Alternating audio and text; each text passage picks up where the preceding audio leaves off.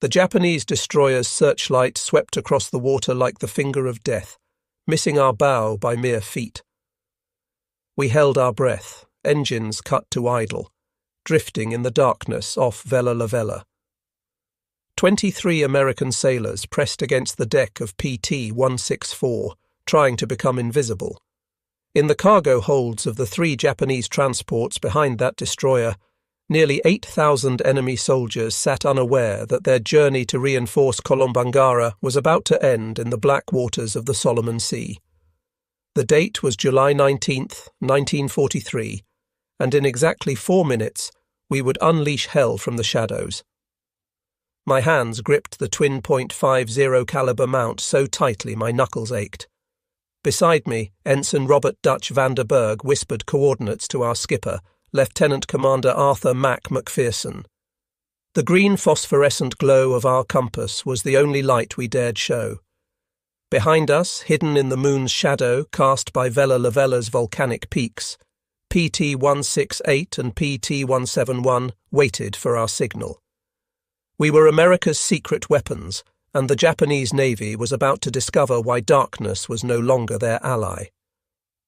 My name is Chief Petty Officer Thomas "Tom" Harrigan, United States Navy Reserve, and I was one of the first to prove that small wooden boats could sink steel warships. People often ask me what it was like being part of the most closely guarded naval secret of 1943. The truth is, we were too busy trying not to die to think about making history.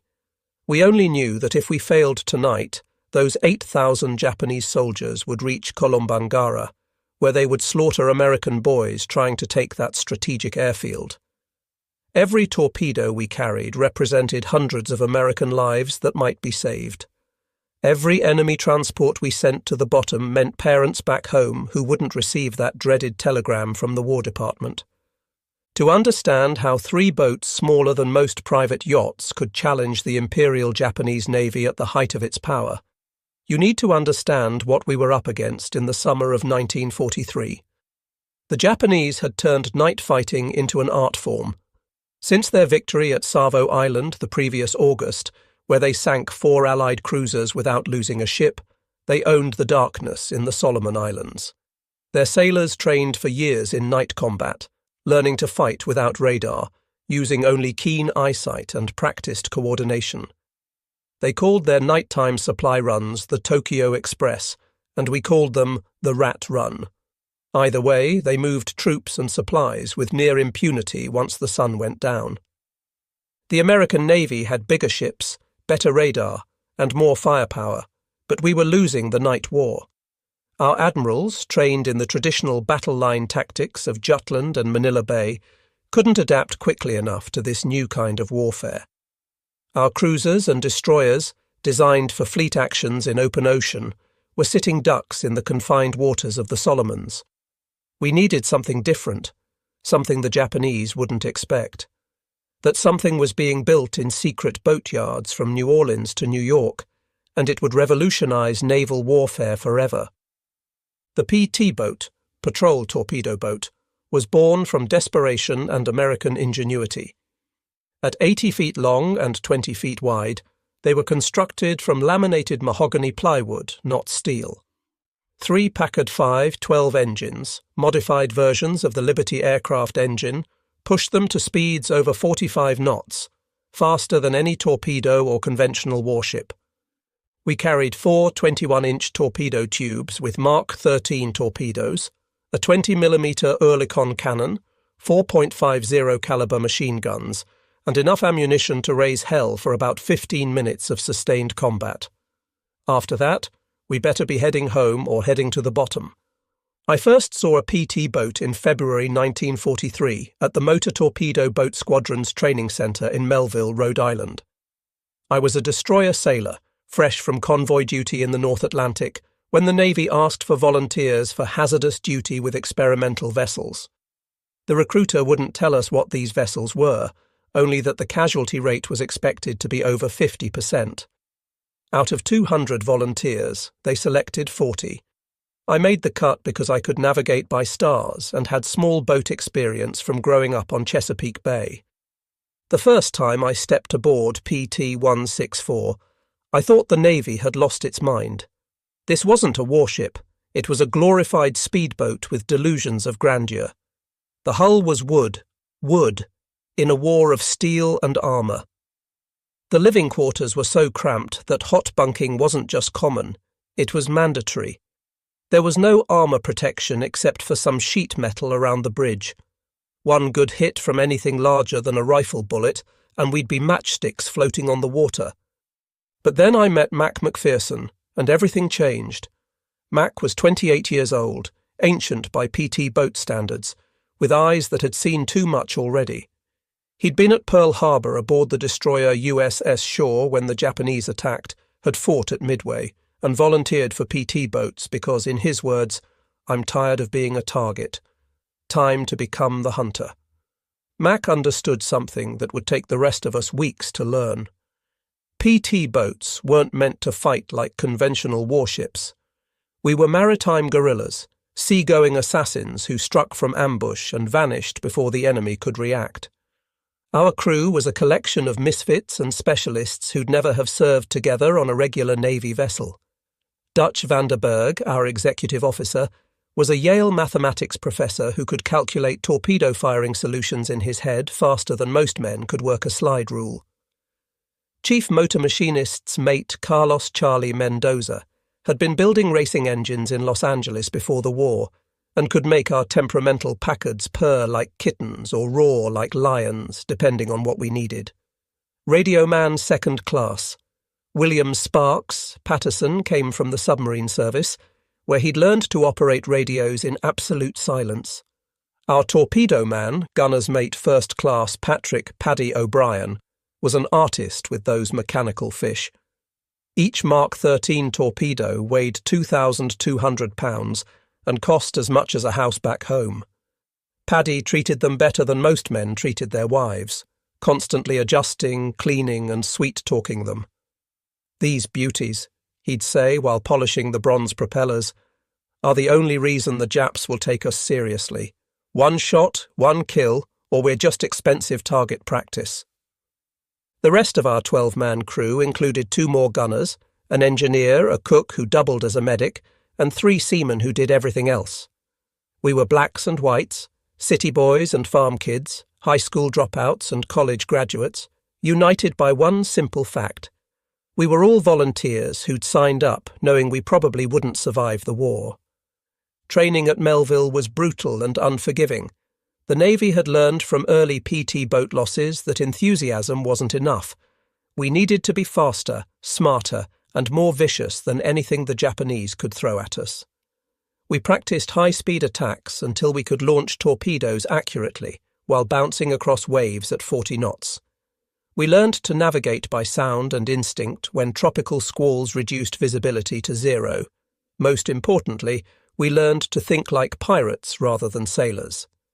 Commander James Wild Jim Patterson, who ran the training program, had survived the Philippines campaign and escaped Corregidor on one of the last PT boats out. He had a simple training philosophy. The Japanese expect you to fight fair. Don't. They expect you to follow naval tradition. Don't. They expect you to be afraid of the dark. Make them afraid instead. He taught us that our greatest weapons weren't our torpedoes, but surprise, speed, and sheer audacity. We arrived at our forward base at Rendova on June 30th, 1943, just as the invasion of New Georgia was beginning. The base was nothing more than a fuel dump, some camouflaged Quonset huts, and a rough dock hidden under palm fronds. The first thing we noticed was the smell: rotting vegetation, diesel fuel, and the sweet stench of tropical decay. The second thing was the sound of artillery fire from New Georgia, where Marines were dying to take the Munda airfield.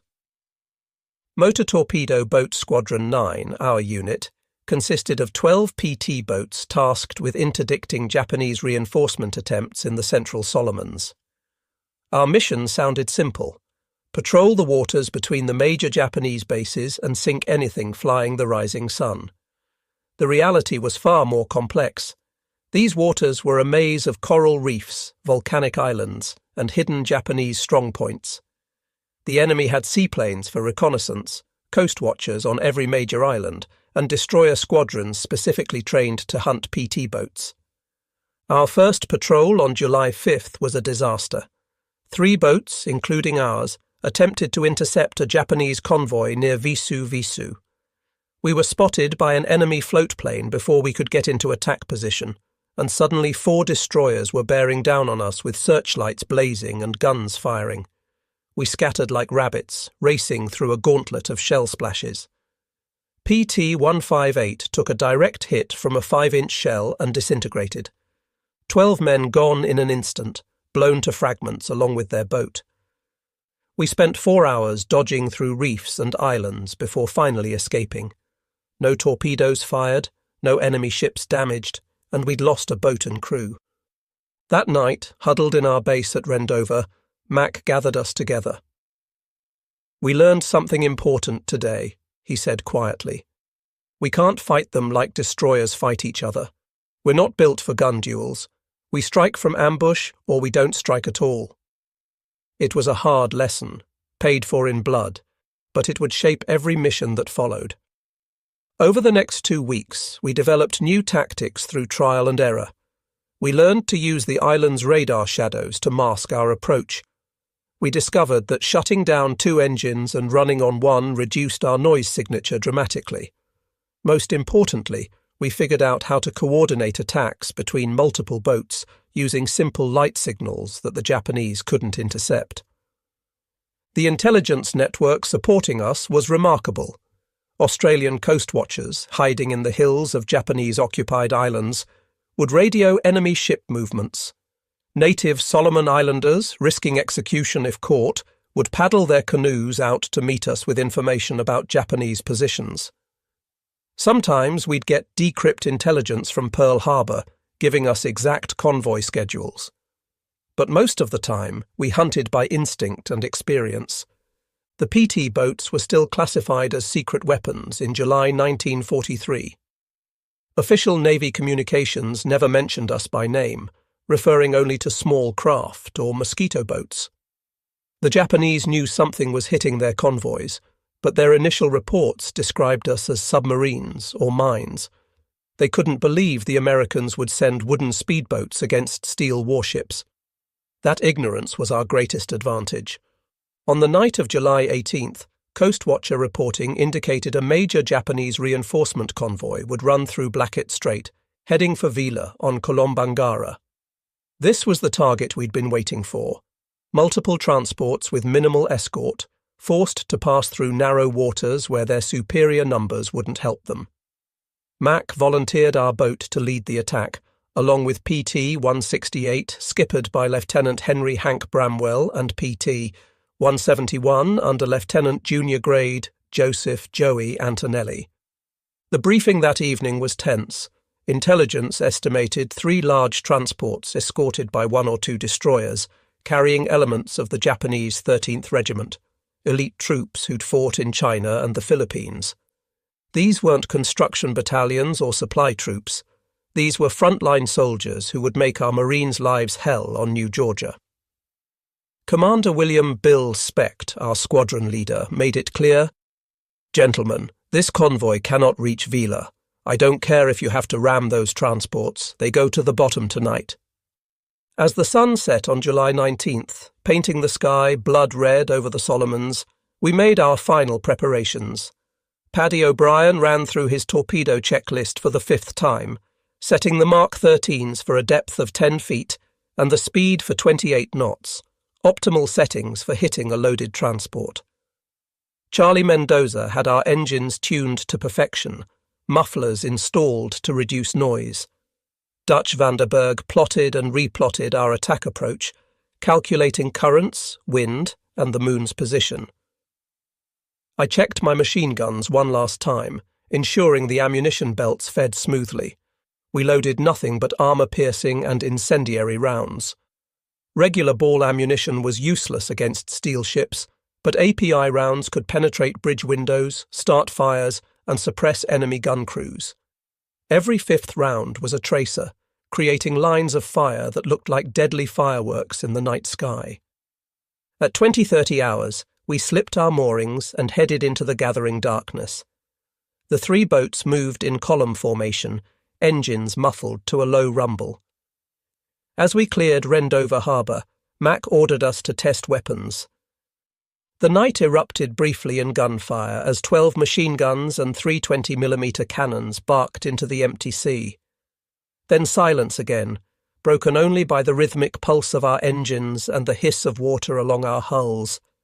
The ocean was rougher than we'd hoped, with a 2-foot chop that would make torpedo accuracy challenging. But it also meant our wakes would be harder to spot, and the wave action would mask our engine noise. Every advantage mattered when you were 80 feet of plywood attacking 400 feet of steel. By 2300 hours, we reached our ambush position off the north coast of Vella Lavella. Mac cut engines to idle, and we drifted in the darkness, waiting. The only sounds were water lapping against our hull and the distant rumble of artillery from New Georgia.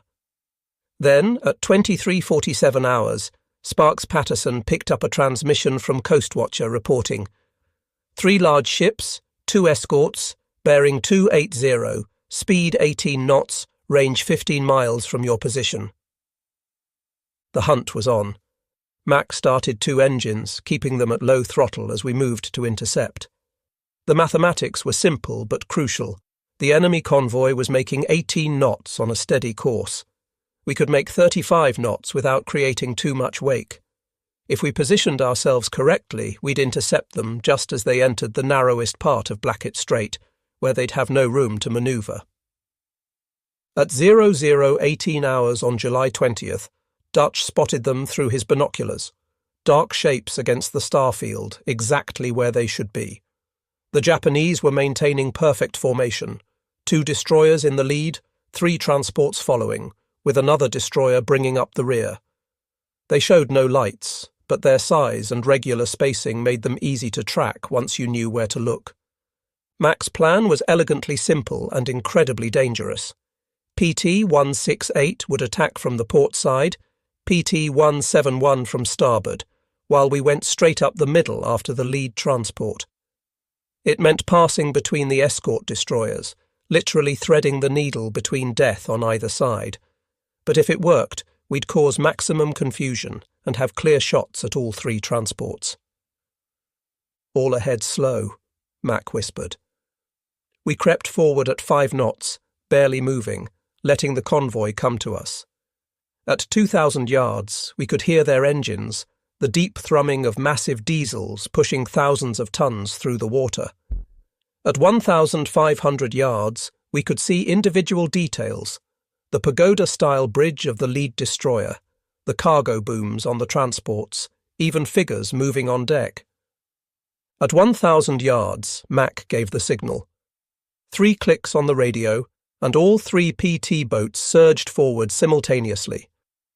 Our engines roared from idle to full throttle in seconds, lifting our bow out of the water as we accelerated to attack speed. The night shattered as we raced toward the enemy convoy at 40 knots, 3 small craft challenging steel giants. The Japanese were caught completely off guard. Their lookouts, trained to spot submarines or approaching destroyers, never expected attackers moving this fast from this close. We were inside their formation before they could react, racing between the escort destroyers at point-blank range. I opened fire with my twin 50s, raking the bridge of the nearest destroyer, seeing my tracers punch through windows and ricochet off steel. "Fire 1! Fire 2! Paddy launched our first 2 Mark 13 torpedoes at 600 yards, impossibly close range where missing was almost impossible. The mechanical fish leaped from their tubes and splashed into the water, their props already spinning at full speed. Twin wakes of phosphorescent bubbles streaked toward the lead transport, a converted passenger liner carrying over 3,000 Japanese soldiers. The destroyer to our starboard finally reacted, swinging its searchlight toward us. The brilliant white beam found us instantly, blinding in its intensity. Immediately, their 25mm anti-aircraft guns opened fire, green tracers reaching out for us like deadly fingers. Shells splashed around us, so close that spray soaked everyone on deck. Then our torpedoes hit. The first struck the transport just aft of the bridge with a thunderous explosion that lit up the night like lightning. The second hit amidships, breaking the ship's back instantly. The 8,000-ton vessel lifted partially out of the water, then split in half, both sections immediately beginning to sink. Through the searchlight glare and gunfire, we could see hundreds of Japanese soldiers spilling into the water, their screams audible even over our engines. PT-168 struck next, both Mark 13 torpedoes slamming into the second transport. That ship, loaded with ammunition and fuel for the Vella garrison, exploded like a volcano. The blast was so powerful it knocked me off my feet, and a wave of superheated air washed over our boat. Flaming debris rained down around us, starting small fires on our wooden deck that we frantically stomped out. The Japanese destroyers were responding now, but they faced an impossible problem. We were too close for their main guns to depress low enough to hit us, and we were mixed in with their own transports, making it dangerous for them to fire. Their solution was to try ramming us, using their superior size to simply run us down. The nearest destroyer turned hard toward us, its knife-edge bow aimed directly at our beam. At the combined closure speed, we had maybe 10 seconds before impact. Mac threw the wheel hard right and pushed the throttles past their stops. Our engines screamed in protest, but we pivoted like a ballet dancer, missing the destroyer's bow by less than 10 feet. As we passed, I emptied a full belt of ammunition into their bridge at point-blank range, seeing sparks fly as bullets struck home. PT-171 wasn't as lucky. Joey Antonelli had lined up perfect shots on the third transport, but a Japanese destroyer caught them with searchlights before they could fire. The enemy's 25mm cannons found their mark, stitching a line of holes across PT-171's bow. One shell hit a torpedo, but miraculously it didn't detonate. The warhead needed to be armed by spinning in water before it would explode. Still, Joey had to abort his attack run and flee, streaming smoke and taking on water. We came around for another pass, but the element of surprise was gone. Every searchlight in the Japanese convoy was now sweeping the water, and guns of every caliber were firing in all directions. The water around us was torn by so many shell splashes it looked like a rainstorm. Worse, the Japanese had finally gotten their 5-inch guns into action, and those could blow us to splinters with a single hit. "Launch remaining fish and get us out of here," Mac shouted over the din. Paddy fired our last 2 Mark 13 torpedoes at the remaining transport, but the ship's captain saw them coming and managed to comb the wakes, turning parallel so both torpedoes passed harmlessly along his sides. Then we were running, all 3 engines at maximum power, weaving between shell splashes as we fled into the darkness. Behind us, the battle continued to rage. PT-168, despite taking several hits, managed to put one more torpedo into the already sinking second transport. The ammunition ship's death throes illuminated the entire strait, secondary explosions rippling through her hull as she went down. 2 of the 3 transports were gone, taking nearly 6,000 Japanese soldiers with them. The third transport and the destroyers were undamaged but thoroughly shaken. We regrouped 5 miles south of the engagement area, all 3 boats battered but still afloat. PT-171 was in the worst shape, with multiple holes at the waterline and 1 engine out. We came alongside and helped transfer wounded crew members while our carpenter's mates worked frantically to plug holes with everything from mattresses to life jackets. PT-168 had lost her radio antenna and taken shrapnel damage throughout her superstructure, but remained combat capable. Our boat had somehow escaped with minimal damage, some shrapnel holes, a burned-out gun barrel from overheating, and scorch marks from near misses. But we were alive, and we'd accomplished our mission. 2 transports definitely sunk, thousands of enemy soldiers killed, and the Japanese reinforcement schedule disrupted.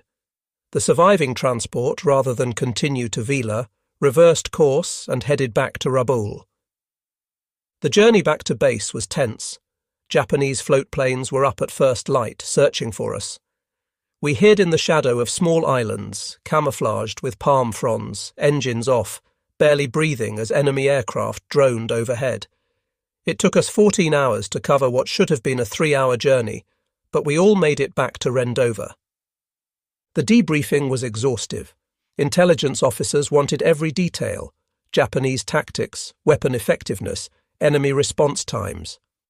What we told them would be distributed to every PT squadron in the Pacific. The lessons learned from our engagement would save American lives and sink enemy ships throughout the remaining war years. But the immediate impact was even more significant. Radio intercepts revealed Japanese communications describing new American secret weapons and high-speed torpedo boats appearing from nowhere. For the first time, the Imperial Navy was afraid of the dark. They could no longer move freely at night, couldn't guarantee safe passage even to their most heavily guarded convoys. Every shadow might hide a PT boat. Every sound might be American engines approaching. Over the following weeks, the Japanese changed their entire resupply strategy. Convoys grew larger but less frequent. Destroyer escorts doubled, then tripled. They started using searchlight-equipped float planes for night reconnaissance. All of these changes meant fewer supplies and reinforcements reaching their island garrisons, giving our ground forces crucial advantages. The psychological impact was perhaps even greater than the tactical success.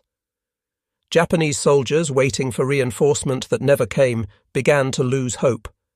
Enemy commanders, unable to guarantee supply deliveries, had to cancel offensive operations. The myth of Japanese invincibility at night, shattered by wooden boats crewed by American teenagers and reservists, began to crumble throughout the Pacific. Our squadron's success led to rapid expansion of the PT boat program. New bases were established throughout the Solomons and New Guinea. Improved boats with better engines, radar, and armour protection were rushed into production. Tactics we'd developed through trial and error became official doctrine taught at training bases from Rhode Island to California. The cost of this success was measured in friends who didn't come home. 2 weeks after our successful attack, PT-166 hit a mine while returning from patrol. All hands lost. PT-162 was caught by Japanese destroyers in daylight when engine failure left her dead in the water.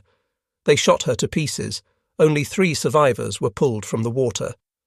Joey Antonelli, skipper of PT-171, was killed by a sniper while his boat was refueling at a forward base. By October 1943, when I was rotated back to the States for new construction training, our squadron had lost 7 boats and 73 men. But we'd sunk or damaged over 40 Japanese vessels, from destroyers to barges, and killed thousands of enemy soldiers who never reached their destinations. The exchange rate was brutal but necessary. Every PT boat we lost was replaceable. The Japanese ships and experienced crews were not. I returned to the Pacific in March 1944 as executive officer of PT-321, operating in the Philippines. The boats were better: radar, armour plate around the cockpit, more reliable torpedoes. But the essence remained the same: speed, surprise, and audacity. We were still proving that American innovation could overcome any enemy advantage. The Japanese never fully adapted to the PT boat threat. They tried everything: specialized hunter-killer groups, radar-equipped destroyers, even suicide boats designed to ram us. But they couldn't be everywhere, couldn't protect every convoy, couldn't make the night safe again. The secret weapon they'd discovered too late had permanently changed the balance of power in the Pacific. Mac McPherson survived the war, earning a Navy Cross and 2 Silver Stars. He stayed in the Navy, eventually commanding a destroyer squadron in Korea. We kept in touch until his death in 1987. At his funeral, his son told me Mac often said the PT boats were where he learned what real courage meant. Not the absence of fear, but action despite terror. Dutch Vanderberg returned to Yale after the war, but never forgot his navigation lessons learned in the Solomons. He became one of America's leading oceanographers, using skills honed dodging Japanese destroyers to map ocean currents and underwater mountains. He once told me that after threading between enemy warships at 40 knots in the dark, everything else seemed easy. Charlie Mendoza went back to building racing engines in Los Angeles, applying tricks learned, keeping PT boat engines running to make cars go faster. His garage became legendary among hot rodders, with a sign that read, "Speed Shop, we made PT boats fly." He'd tell customers that if he could make 4,500 horsepower push 50 tons at 45 knots, he could make anything go fast. Paddy O'Brien stayed in the Navy, becoming one of the service's leading torpedo experts. He wrote the manual on Mark 13 torpedo maintenance that was used until the 1970s, but he never forgot those torpedoes we fired that night off Vella Lavella. "Those were my fish that sank those transports," he'd say with pride.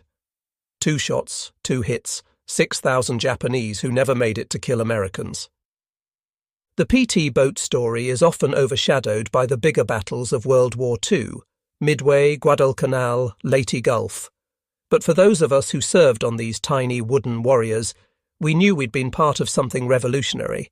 We'd proven that technology and courage could overcome tradition and size. We'd shown that American sailors, many of whom had never seen the ocean before Pearl Harbor, could outfight the best navy in the world at their own game.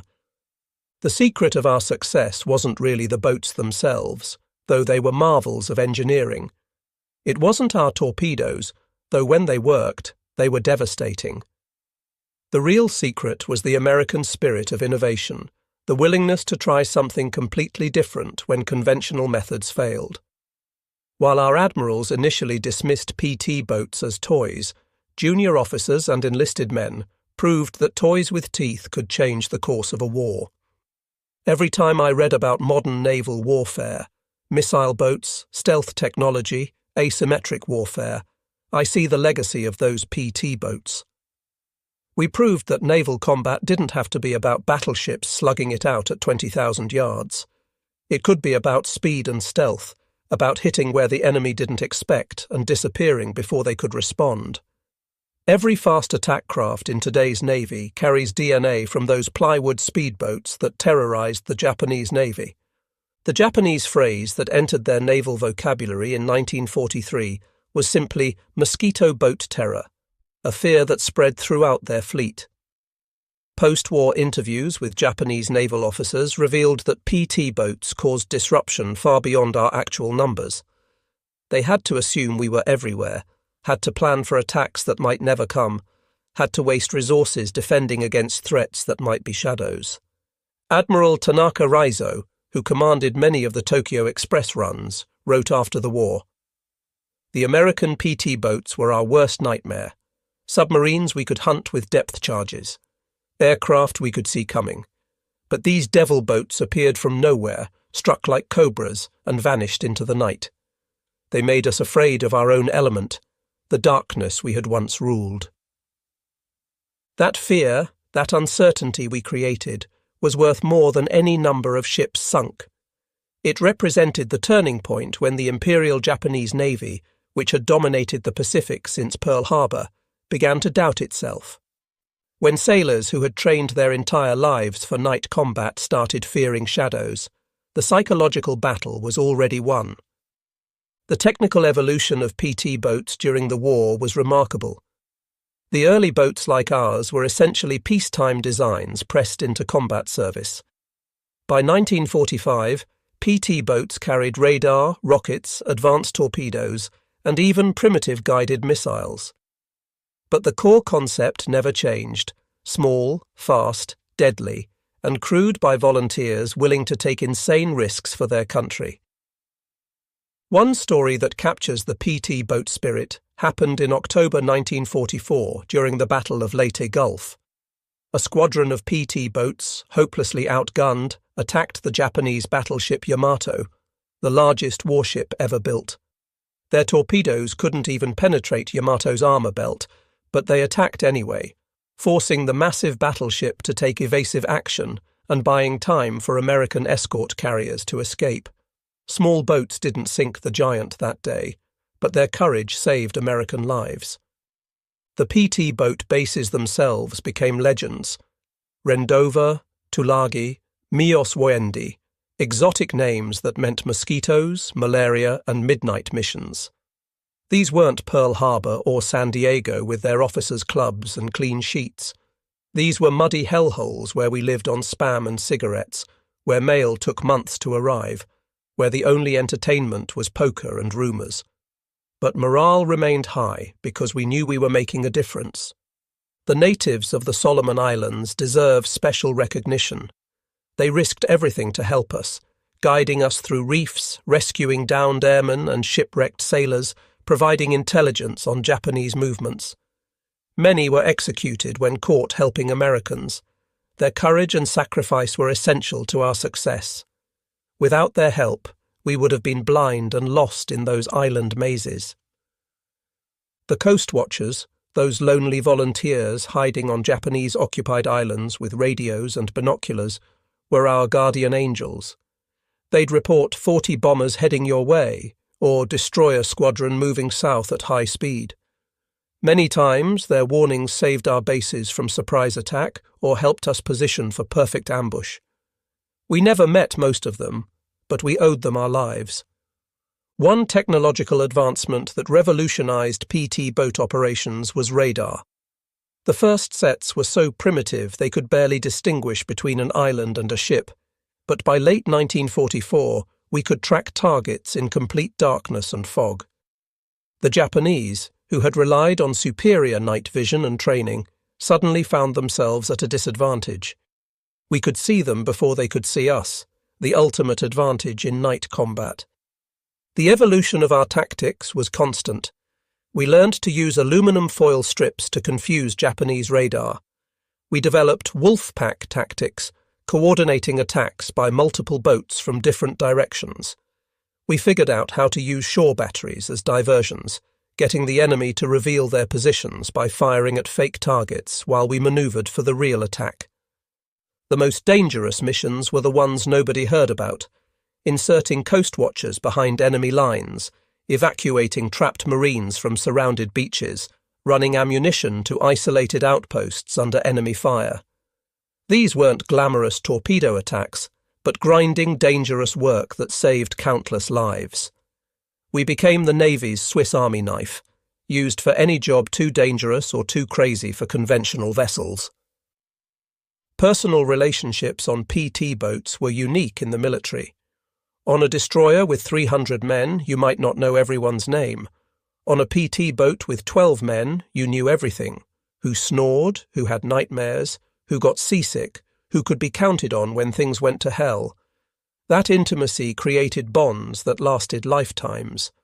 My PT boat reunions, decades after the war, felt like family gatherings because that's what we were, a family forged in combat. The food on PT boats deserves its own mention, or perhaps complaint. We lived on K rations, Spam, powdered eggs, and whatever we could trade from larger ships. Fresh water was precious, rationed for drinking only. We washed in seawater, which left salt crystals that chafed and burned. Coffee, black and strong enough to float a wrench, was our lifeblood. Some crews became creative, fishing with hand grenades or trading torpedo alcohol to base personnel for real food.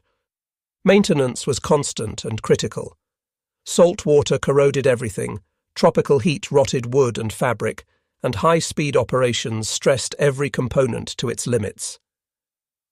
We spent more time maintaining our boats than fighting in them. Every man became a mechanic, carpenter, and electrician by necessity.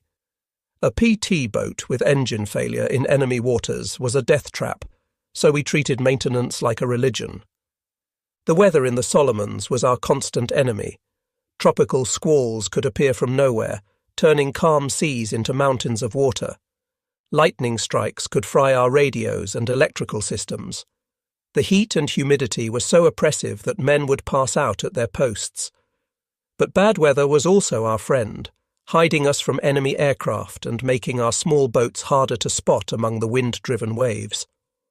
Navigation in those waters required skills they never taught at Annapolis.